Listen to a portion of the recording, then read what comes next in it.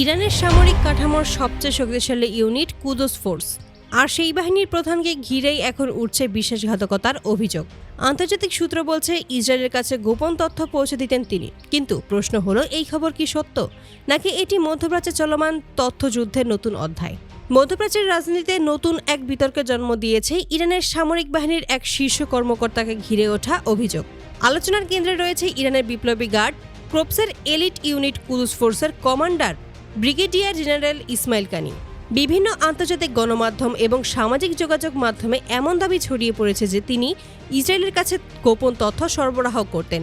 এমনকি কেউ কেউ বলছে এই অভিযোগের ভিত্তিতে তাকে আটক করা হয়েছে এবং মৃত্যুদণ্ড দেওয়া হয়েছে। তবে এই খবর এখনও পর্যন্ত নিশ্চিত নয়। ইরানের সরকারি কোনো ঘোষণা বা নির্ভরযোগ্য সূত্রে এই তথ্য স্বীকৃতি পায়নি। বরং অনেকেই বলছেন এই পুরো বিষয়টি হতে পারে একটি বড় ধরনের গুজব অথবা তথ্যযুদ্ধের অংশ। ইসমাইল কানি ইরানের সামরিক কাঠামোর অত্যন্ত গুরুত্বপূর্ণ একজন কর্মকর্তা। তিনি দীর্ঘদিন ধরে বিপ্লবী গার্ড ক্রোপসের গুরুত্বপূর্ণ দায়িত্ব পালন করে আসছে। 2020 সালে মার্কিন বাহিনীর ড্রোন হামলায় কুদস ফোর্সের সাবেক কমান্ডার কাসেম সোলেমানি নিহত হওয়ার পর ইসমাইল কানিকেই এই বাহিনীর প্রধান হিসেবে নিয়োগ দেওয়া হয়। কাসেম সোলেমানি ছিলেন মধ্যপ্রাচ্যে ইরানের প্রভাব বিস্তারের প্রধান স্থপতিদের একজন।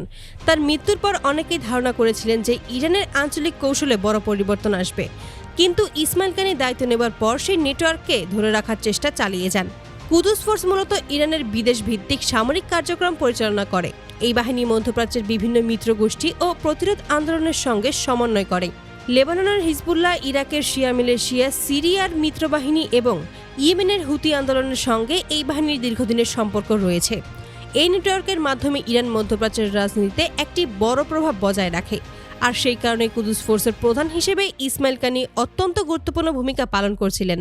কিন্তু সাম্প্রতিক কিছু ঘটনার পর তাকে ঘিরে সন্দেহ দেখা দিতে শুরু করে। বিভিন্ন সূত্রে দাবি করা হচ্ছে যে তিনি এমন কিছু বৈঠকে উপস্থিত ছিলেন যেগুলো খুব অল্প সময়ের মধ্যেই হামলার লক্ষ্যবস্তুতে পরিণত হয়েছে।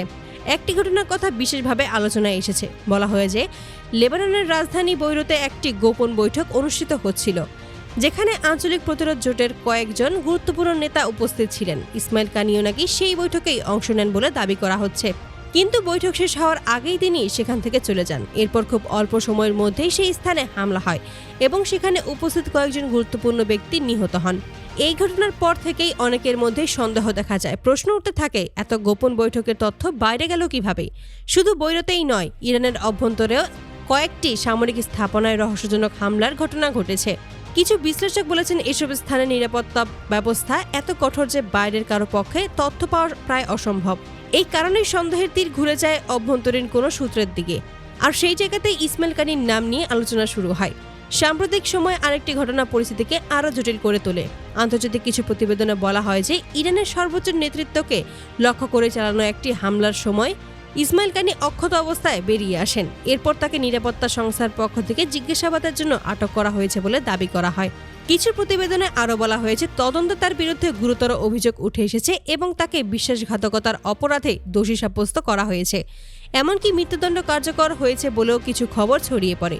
কিন্তু এসব দাবির পক্ষে এখনও কোনো নিশ্চিত প্রমাণ পাওয়া যায়নি। ইরানের সরকার বা সামরিক বাহিনীর পক্ষ থেকে এই বিষয়ে কোনো আনুষ্ঠানিক ঘোষণা আসেনি।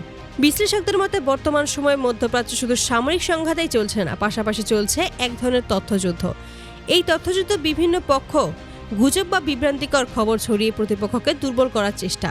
সামাজিক যোগাযোগ মাধ্যমের যুগে এই ধরনের খবর খুব দ্রুতই ছড়িয়ে পড়ে। অনেক সময় যাচাই না করেই মানুষ এই সমস্ত তথ্য বিশ্বাস করতে শুরু করে।